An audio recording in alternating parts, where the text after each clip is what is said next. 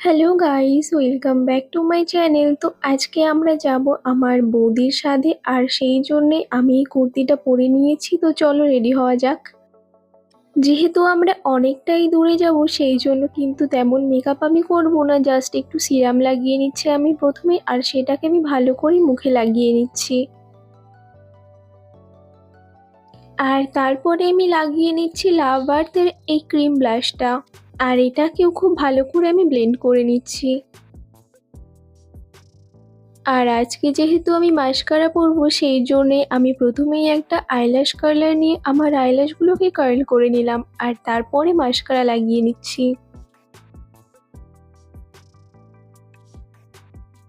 আর সবশেষে আমি একটা মফ পিঙ্ক কালারের লিপস্টিক পরে নিলাম।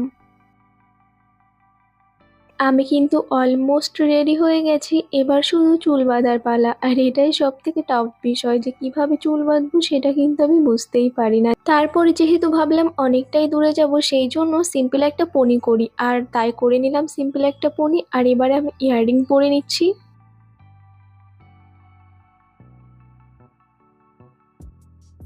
হাতটা খুব খালি খালি লাগছিল, সেই জন্য মা বললো কিছু পরে নিতে, তাই আমি একটা ব্রেসলেট পরে নিলাম। আর আমি কিন্তু একদম রেডি হয়ে গেছি। আর গাইজ, মাই যে এখানে সবার জন্য জামা কাপড় নিয়ে নিয়েছে, দাঁড়াও তোমাদের দেখাই।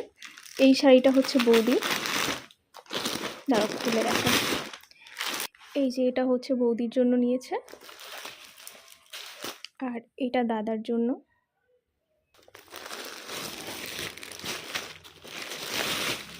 আর এখানে আছে মাসির জন্য শাড়ি, সুতির শাড়ি আছে মাসির জন্য। আর এটা হচ্ছে মেসোমশাইয়ের জামা। গাইজ, আমরা বেরিয়ে গেছি বাড়ি থেকে, এবার যাব স্টেশনে। জানো তো, আজকে খুব তাড়াহুড়ো করে ট্রেনটা পেয়েছি, আর একটু হলে তো ট্রেনটাই মিস হয়ে যেত। যাই হোক, ট্রেনটা পেয়ে গেছিলাম, না হলে আবার 1 ঘন্টা ওয়েট করতে হতো। আর এই তো আমরা কিন্তু এসেও গেছি কৃষ্ণনগরে। আমি এখানে দাঁড়িয়েছিলাম, আর মা এই যে এখানে ফোন করছিল মাসিকে, যে কি করে যেতে হবে। আসলে দাদারা যেহেতু এখন অন্য জায়গায় থাকে, সেই জন্য কিন্তু আমরা জানি না দাদাদের অ্যাড্রেসটা। মাসির থেকে অ্যাড্রেস জেনে আমরা পৌঁছে গেছি দাদার বাড়িতে। তো এই দেখো কি সুন্দর করে সামনেটা সাজিয়েছে, আর এই যে সামনে আমার বড় দুটো দাদা। আর ওপরে আসতেই দেখি আমাদের সব ফ্যামিলি মেম্বার, দাদা, দিদি, মামা, মামি, জামাইবাবু, বৌদি সবাই কিন্তু এখানে বসেছিল। আর এই যে জামাইবাবু, দিদি এরা সব বেলুন ফোলাচ্ছে।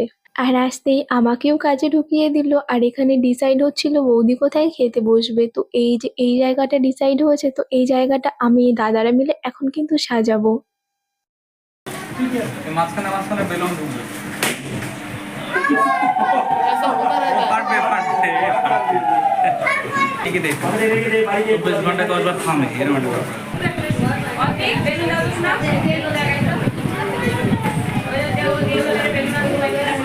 আর এখানে কিন্তু আমরা কাজ কম গল্প বেশি করছিলাম। আসলে ফ্যামিলি মেম্বাররা থাকলে যা হয়, কাজের থেকে গল্পটাই বেশি হয়। আর এখানেও কিন্তু তার অন্যথা হচ্ছিল না। আর ব্যাকগ্রাউন্ডে যে বেবি শাওয়ারটা লেখা হয়, দাদা ওটা লিখছিল, আর আমি আর আরেকটা দাদা দুজনে মিলে কিন্তু এই ডবল সাইড টেপগুলো কেটে দিচ্ছিলাম।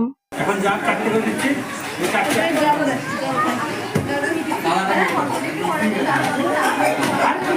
আমাকে আয় ঘটনা লাগবে, আমরা এমনি গল্প করি। আমরা এখন ভয় তুই আমি নিয়ে যাওয়ার।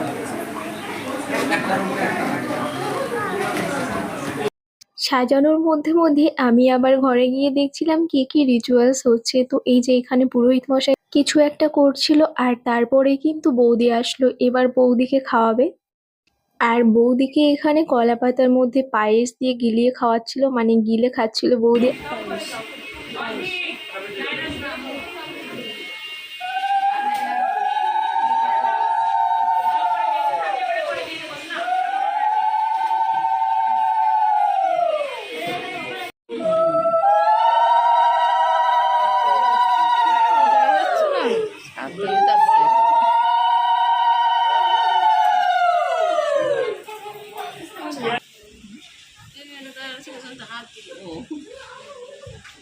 ওই পাশটায় চলে যেতে পারে, ওই পাশটায় গিয়ে চলে যেতে পারবে। খেতে পারবে ঠিক না?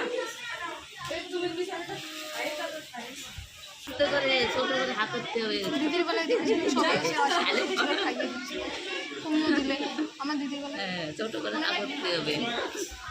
বৌদি এখন খেতে বসবে আর এই হচ্ছে ব্যাকগ্রাউন্ডটা যেটা আমরা এতক্ষণ ধরে বানিয়েছি।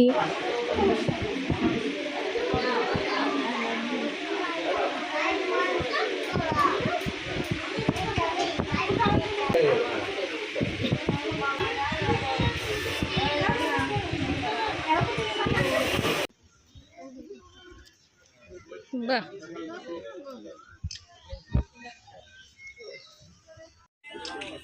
আর তারপরে আমরা সবাই নিচে এসে একটু ফটোশুট করে এবার কিন্তু আমরা খেতে বসে গেছি। আসলে এখন প্রায় 4টে বাজে আর আমাদের কিন্তু খুবই খিদে পেয়েছিল আর বৌদিও এখানে এসে আমাদের সাথে গল্প করছিল।